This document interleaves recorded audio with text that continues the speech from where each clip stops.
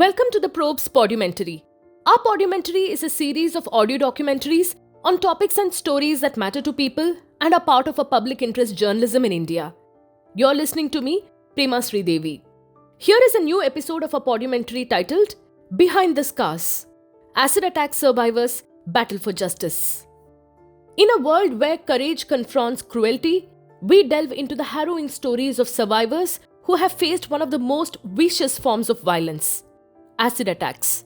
These brave survivors courageously share their traumatic experiences and heart-wrenching ordeals. We take you behind the scars, into the hearts and minds of women who have endured unimaginable pain, suffering, and horror.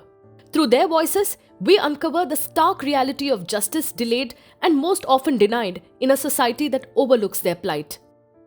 In the year 2014, Reshma Qureshi's life took an unexpected turn as her brother-in-law hurled acid at her. The target of the vicious attack was a sister, but tragically, Reshma bore the brunt of the brutality. The attack left her with permanent scars, disfiguring half her body, her face, and her eyes. Shockingly, the perpetrator received a sentence of just about 10 years. But for Reshma, the consequences of that moment will haunt her for a lifetime. ये 2014-19 मई को हुआ था। ये मेरे जीजा जी ने किया था। रीजन ये था कि वो मेरी बहन को ज्यादा मारते पीटते थे, बहुत सताते थे। हमेशा कहते थे दहेज लेके आओ। पापा ने 2-3 बार दे भी दिया, फिर भी वो सताते थे। तो हमने उनके ऊपर एक केस कर दिया कि मेरी बहन नहीं जाना चाहती थी, तो उन्होंने उनका बच्चा किडनैप कर लिया। बच्चा किडनैप करने के बाद में फिर हमने एक केस डाला कि हमें बच्चा चाहिए वापस। तो मैं और मेरी बहन रास्ते में जा रहे थे, तो उन्होंने एसिड डाला। एसिड डालने के ऊपर दोनों के ऊपर डालने वाले थे वो, लेकिन बोलते ना कि किस्मत थी, वो बच गई और मेरे ऊपर डल गया। हाँ, बॉडी के फेस और आइज तो मेरी एक डैमेज हो गई है और हाथ पे भी डला था। लाइफ में बहुत सा चीजें फेस करने पड़े, क्योंकि हर तरीके से तो समझ में नहीं आता लाइफ में क्या हो गया, क्योंकि ट्रीटमेंट इतना महंगा होता है, वो देखना था। फिर सब कुछ ही लाइफ में मतलब कि बिल्कुल भी एक तरफ से समझ में नहीं आ रहा था कि क्या हो गया, और मेरे एक आईज डैमेज हो गई है।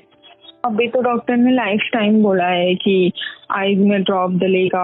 2014 से मेरा केस चल रहा है। 10 साल की सजा हुई थी जो मेरे बहन के हस्बैंड थे, और उसके बाद जिसने मेरा बाल पकड़ा था उसको भी सजा चल रही है, क्योंकि वो अभी पकड़ा गया है। तो कुछ नहीं समझ में आता है, सरकार कुछ भी नहीं कर रही है, क्योंकि ये जान से बढ़कर चीज नहीं होती। इनको छोड़ दिया जाता है हर तरीके से, जैसे लगता है इन्होंने कुछ किया ही नहीं है। वो एकदम बाहर आम आके घूमने लगते हैं और हमारी जिंदगी तो खराब हो जाती है। हमने कभी सोचा भी नहीं था हमारी जिंदगी ऐसी हो जाएगी, और हम 10 साल के, हम 50 साल 60 साल भी चले जाएंगे, फिर भी हम पहले वाला फीस हमारा नहीं आ सकता है। Reshma reminds us that society must give survivors the inner strength to confront life's trials with unwavering determination. She wants to unite more survivors and rally against acid attacks and advocate the enforcement of the complete ban of this dreadful substance. Survivor को हिम्मत देने का है कि वो जिए, life में आगे बढ़ें, क्योंकि लाइफ में तकलीफ होती है, पता है कि बहुत पेन उठाना पड़ता है हर तरीके से, सोसाइटी को लेके, सबको लेके, लेकिन हम भी हिम्मत करके अपने आप को जी सकते हैं। लाइफ में बहुत कुछ कर सकते हैं। तो इस वजह से फिर मैं यही कहना चाहूंगी, हम सब भी मिलके एसिड बैन कर सकते हैं, और एसिड नहीं होने की चीज भी कर सकते हैं कि नहीं हो। Sonali Mukherjee, hailing from Dhanbad in Jharkhand, endured a life-altering acid attack in 2003 when she was just about 18 years old. Her ordeal began when she became the target of harassment by a group of young boys in her neighborhood. When she stood her ground against the harassment and resisted their advances, they sought revenge in the most horrific way imaginable, by dousing her with acid while she lay asleep on the terrace of her home. The attack left her with deep scars and she underwent over 50 surgeries. For the past 20 years, Sonali has been relentlessly fighting for justice. मैं उस रात को शायद कभी जिंदगी में भूल नहीं पाऊंगी। मेरे पड़ोस के 2-3 लड़के थे, कोई तो उम्र से मुझसे दोगुना, कोई उम्र से मुझसे छोटा, एक तो शादीशुदा था। इस तरह के 3 लड़के थे अलग अलग। कई महीनों से मुझे परेशान कर रहे थे, छेड़छाड़ करते थे। एक दिन मुझे रोक लिया रास्ते में, रोक के मुझे गलत बातें बोलने लगे। तो मैंने उनको डांटा और डांट के समझाया, वार्निंग दी कि ये सब मेरे साथ बंद करो, नहीं तो मैं पुलिस में कंप्लेन करूंगी और काका को घर में बता दूंगी, मैं अपनी फैमिली को बता दूंगी, ऐसे मैंने बोला। मेरे डैडी अगले दिन सुबह जाके उनके पड़ोस में जाके उनके घरों में जाके घर की बोल आए कि ऐसे ऐसे अपने लड़कों को समझा दो, मेरी बेटी को छेड़छाड़ करते हैं, परेशान करते हैं। अप्रैल का महीना था तो लाइट्स कट गई थी, तो बहुत हम लोग टायर्ड थे और सुबह कॉलेज था, फिर मेरी छोटी बहन का स्कूल था, तो इसलिए हम लोग सोने के लिए चले गए। और मुझे तब होश आया जब मेरा पूरा बदन जलने लगा। वो लड़के मतलब मुझसे बदला लेने के लिए प्लानिंग बना रहे थे कई दिनों से, और शायद उनको मौका मिल गया। उसके बाद प्लानिंग करके जब लोग छत पे सोए थे, तो हमारा जो घर था उसके कुछ एक दो घर छोड़ के ही एक कल्पित का घर था, तो उसकी छत से हमारा छत दिखता था, ऐसा है। तो बाकी दो लोग ऐसा कोऑर्डिनेट करके उसी के घर में रात को ठहरे और सारा इंतजाम किया, एसिड वैसिड का, सीढ़ी वीढ़ी का, सब कुछ इंतजाम करने के बाद सब इस तरह से प्लानिंग करके रात को हमारे छत पर आए और आके फिर एसिड थ्रो करके मेरी पूरी बॉडी कर, फेस पर बॉडी कर थ्रो करके भाग गए। 23 अप्रैल 2003 की रात को ऐसे घटना हुई कि मुझसे बदला लेने के लिए एसिड फेंक कर भाग गए। अभी तक 50+ सर्जरीज मेरी हो चुकी है, और इतना लंबा 20 साल का पीरियड और इतना मल्टीपल सर्जरीज, इतना लंबा स्ट्रगल, और सबसे बड़ा लॉस जो मेरा था उसको मुझे आईसाइट मेरा पूरा खत्म हो गया। चेहरा भी पूरा 70% डीप कर्न की लगभग पूरा डैमेज, बॉडी चेहरा सब डैमेज। वो ट्रॉमा जो था मतलब कुछ महीनों तक तो मुझे होश ही नहीं था। मतलब एक तो आईसाइट नहीं थी, उसका तो जब होश आता तो देख नहीं पाती, तो तड़पती, चीखती थी, चिल्लाती थी और रोती रहती थी कि इतना मतलब वो परेशानी, वो ट्रॉमा जो मतलब मैं बता नहीं पा रही कि मैं कैसे एक्सप्लेन करूं कि Why do the wheels of the law grind so slowly for victims of acid attacks like Sonali Mukherjee? Only some survivors like Sonali fight both medical and legal battles following such gruesome attacks. Many other women often give up. Some commit suicide. Some struggle with mental health issues. Most of the others are left grappling with a system that often fails to deliver timely justice, prolonging their suffering and deepening the scars inflicted upon them. एक लड़की survive नहीं करती, एक survive पूरा family करता है। उसके साथ क्या क्या प्रॉब्लम्स होती है, कितने मल्टीपल चैलेंजेस होते हैं, physically, mentally, socially, financially, judicially, कितने तरह के लीगली चैलेंजेस होते हैं। वो सर्वाइवर, उसके साथ पूरी फैमिली, ये शायद जज समझे, हर कोर्ट का ये जज जिस दिन समझ लेगा तो मुझे लगता है कि उस दिन एक नई सुबह होगी इंडिया में। आज भी देखिए हर जगह 10 साल, 15 साल, 12 साल से केसेस पेंडिंग है। मेरा खुद का 20 इयर्स का केस पेंडिंग है। हमारे साथ जो हुआ, हम लड़कियों की जिंदगी जैसे तबाह हो गई, उनके सपने खत्म हो गए, करियर खत्म हो गया, दिव्यांग हो गए हम लोग। कई लड़कियां ब्लाइंड हो चुकी है। आप बात करो, कई लड़कियों के ऐसी कुछ लड़कियों को पिला दिया गया है जो बोल नहीं सकती है। कई लड़कियां ब्लाइंड हो गई है, देख नहीं पाती, कान की हेडिंग चली गई है कई लड़कियों की, तो मल्टीपल डिसेबिलिटी आ जाती है। ये इसका क्या, ये क्या कम लगता है 302 से, मर्डर से? तो एक मर्डर से भी बड़ा क्राइम है। 2003 में फायर हुई, मतलब उनको पकड़ा गया, और 2006 में उनको पनिशमेंट मिली। लेकिन उसके साथ मेरे साथ और इसके बड़ा क्या मजाक हुआ, 9 साल का पनिशमेंट मिला एंड 3 साल वो जेल में थे। एक तो जुगनाई था, उसको तो 4-5 महीने के बाद ही छोड़ दिया गया। 2006 में ही उन लोगों को बेल मिल गई रांची हाई कोर्ट से। और 6 के बाद आज तक आप कैलकुलेट कर लीजिए, अभी 26 आएगा, 23 आ रहा है, 2 साल बाद 20 साल तक वो फ्रीली घूम रहे हैं। कहाँ है सरकार, कानून? कुछ नहीं है। तो मुझे दुख होता है कि जब सत्ता की बात आती है तो जब तुमने देखा कि रात के 11 बजे की कोर्ट खुल जाते हैं।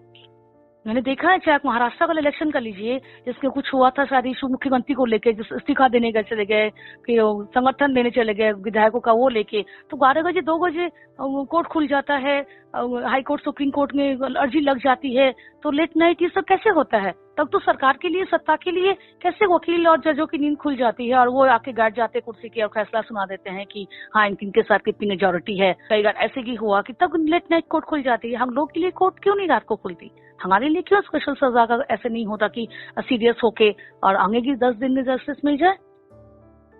Pragya Prasun, another survivor of an acid attack, endured the horrifying ordeal just 12 days after her wedding. Despite the magnitude of the crime, her perpetrator received only a 4.5-year sentence. For the past 13 years, he has been leading a normal life. while Pragya continues to grapple with her physical and emotional wounds, persistently dealing with ongoing medical issues and the haunting scars. I was attacked 12 days after my wedding in 2006, April, on 30th of April. I was traveling from my hometown Varanasi to New Delhi to attend my campus placement. I was traveling in Shivganga train where then, at 2 a.m., a jilted man who wanted to marry me in an act of vengeance threw acid on me while I was sleeping. I got the first aid. I was fortunate to get the first aid within 1 hour because there was a doctor traveling in the same train, and she came in rescue of me and helped putting a lot of running water on my body so that the effect of acid flushes out. So post that, I was admitted in a Safdarjung hospital, and where I stayed for the next 3.5 months. Initially, for 17 days, I was on ventilator. Doctors were not sure whether they could save me or not, but I made it. The accused was arrested the very next day because he was following me till the next private hospital where he wanted to throw more acid on me. So that time in the ICU, outside the ICU, he was caught. He was arrested. The legal battle took 2 years of time to convict the accused, and he got 4.5 years of imprisonment. Post that, he was set free in 2010 December, and he is now leading a normal life from past 13 years. It's not just the gruesome incidents themselves, but also the societal and the governmental response to these tragedies that pose a significant problem. Even today, India lacks sufficient facilities in many districts to provide proper care for burn victims. Ritu Saini, who survived an acid attack, shares her story, revealing that she lost her eyesight because she did not get timely treatment. मैं 16-17 साल की थी जब किसी ने मेरे ऊपर attack करवाया था, और वो मेरा कजन ही ब्रदर था. उसने किसी से 1,25,000 रुपीज दे के मेरे ऊपर अटैक करवाया था, और वो मेरे को पसंद करता था. तो और मैं वॉलीबॉल खेलती थी, तो जब मैं खेलने जा रही थी तो उसी टाइम पे 4:30 के बीच में मेरे ऊपर अटैक हुआ था. 2 लड़कों ने बाइक पे आके मेरे ऊपर एसिड फेंक दिया था, और उसी टाइम से मुझे दिखना बंद हो गया. मैं नहीं देख पा रही थी, बहुत धुंधला सा देख पा रही थी. तो उन्होंने दिल्ली एम्स में दिखाया, और उन्होंने भी यही कहा कि अभी लाइफ टाइम कभी नहीं देख सकती है. मेरे को अराउंड 15-16 टाइम्स प्लास्टिक सर्जरी कराना पड़ा. फेस रिकवर होना स्टार्ट हुआ, फीचर्स आने दोबारा स्टार्ट हुए, बट आई कभी नहीं लौटा. और अभी भी ट्रीटमेंट चल रहा है. 12 साल होने आए, और मैंने बहुत सारी जगह नोटिस किया है कि गवर्नमेंट हॉस्पिटल में बेहतर ट्रीटमेंट नहीं है.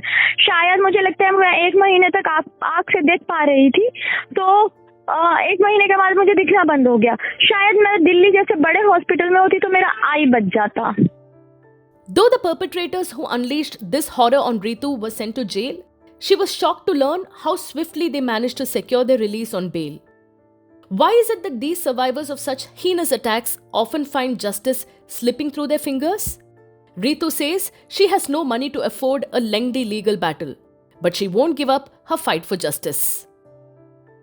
डिस्ट्रिक्ट कोर्ट में 2.5 साल के बाद एक डिसीजन सुनाया गया, जिसमें 3 लोगों को उम्र कैद और 2 लोगों को 10-10 साल की सजा सुनाई. और मुझे लगता है कि हमारे देश का कानून बहुत ही ज्यादा स्लो भी है और स्ट्रिक्ट नहीं है.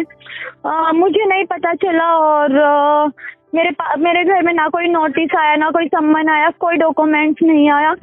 और जब मैं डिस्ट्रिक्ट कोर्ट से सजा दिला चुकी थी, तो मुझे लगा कि हो गया, मतलब अब वो जिंदगी भर जेल में ही रहेगा. पर मुझे थोड़े दिन के बाद पता चला, 5 साल के बाद, 2.5 साल के बाद डिसीजन आया, और उसके और 2.5 साल के बाद मुझे पता चला कि वो 5 के 5 लोग हाई कोर्ट से बाहर निकल गए हैं. और वो अभी बाहर है और वो मुझे काफ़ी लंबे टाइम के बाद पता चला। तो अभी वैसा ही है कि मैं सुप्रीम कोर्ट जाती हूँ तो उसमें लाखों रुपए में लॉयर हायर करना पड़ता है और मेरे लिए और मेरी फैमिली के लिए वो अफोर्ड करना बहुत ही ज़्यादा मुश्किल है। According to the National Crime Records Bureau, over 1,300 acid attacks were officially reported in India between 2016 and 2021.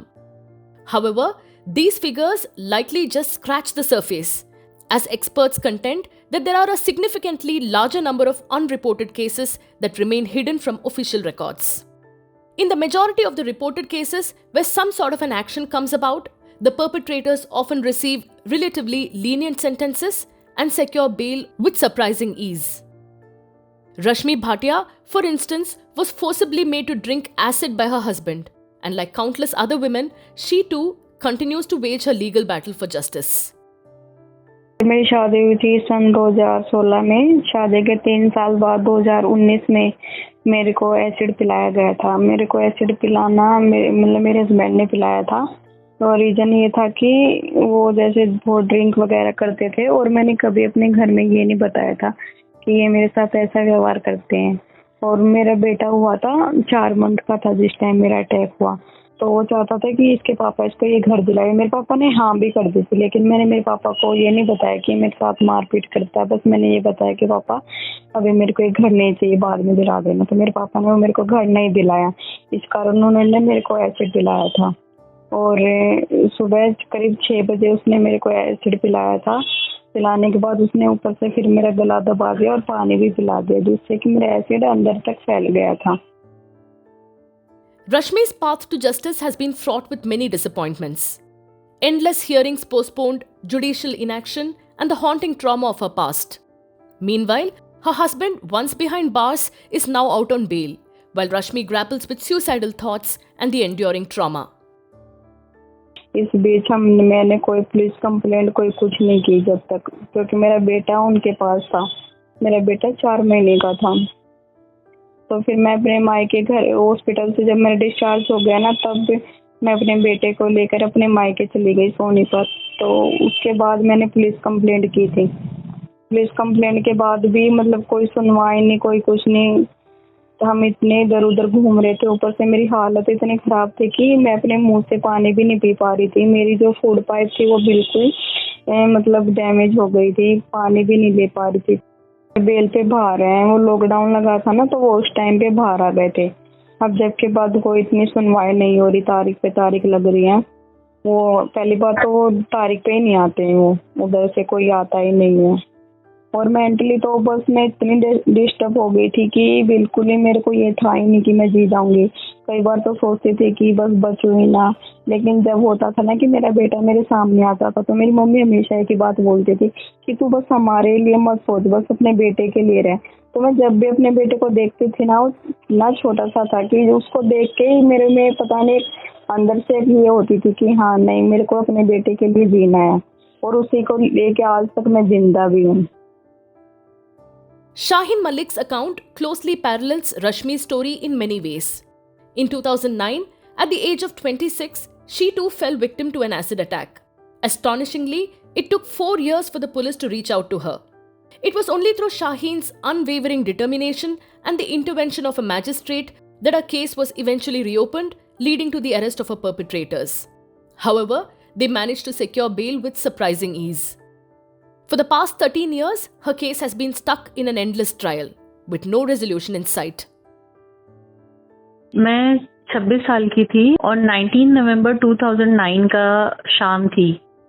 6 बजे थे, मैं ऑफिस से निकल रही थी और मैंने सामने देखा कि मुंह पर कोई लड़का रुमाल बांध के खड़ा है। मुझे लगा पॉल्यूशन की वजह से बांधा है और मैं बिल्कुल उसके पास जाके खड़ी हो गई। जैसे ही मैंने उसकी तरफ देखा, उसने अचानक से कुछ मेरे चेहरे पर डाल दिया। तो उस टाइम मुझे समझ नहीं आया कि क्या है, तो लेकिन दूसरे ही सेकंड में उसकी बर्निंग सेंसेशन और गाढ़ेपन से मुझे ये एहसास हो गया कि ये तेज़ाब है।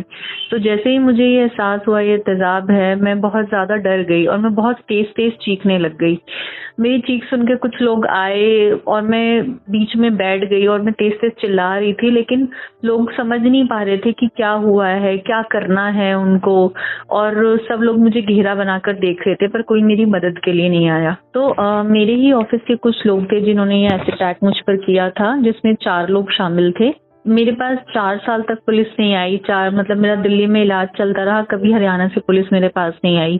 मैंने ही 4 साल के बाद एक लेटर लिखा और जिसके बाद मेरा केस रीओपन हुआ एक मैजिस्ट्रेट की हेल्प से, और उन लोगों को 4 साल के बाद अरेस्ट किया गया। पर वो इतने इन्फ्लुएंशियल थे कि उन्होंने अपने ही स्टेट में इतने इन्फ्लुएंशियल थे कि उनको बेल मिल गई और केस भी कुछ नहीं चल रहा था। तो मैंने सुप्रीम कोर्ट से ट्रांसफर पिटीशन डाली और दिल्ली केस ट्रांसफर करवाया, पर आज भी 13 साल से मेरे केस में सिर्फ ट्रायल चल रहा है। ओखला की 2 लड़कियां हैं, समर एंड जुवरिया, और वो इस एसिड अटैक में दोनों बहनें कम्प्लीटली ब्लाइंड हो गई और उनके केस में भी जो था उनका ट्रायल जो था उसमें भी उनको कन्विक्शन नहीं हुआ, एक्विटल मिल गया। तो उनकी अपील हाई कोर्ट गई और हाई कोर्ट में अपील अभी तक पेंडिंग है 11 साल से। In the world of acid attack survivors, the painful echoes of justice delayed resound far and wide. Their stories reveal a system that often falls short of delivering timely justice, leaving them to grapple not only with their physical scars but also with the endless trauma of waiting. In the battle for justice, time should never be the enemy. For justice delayed is justice denied, and every moment counts for those who have endured the unimaginable.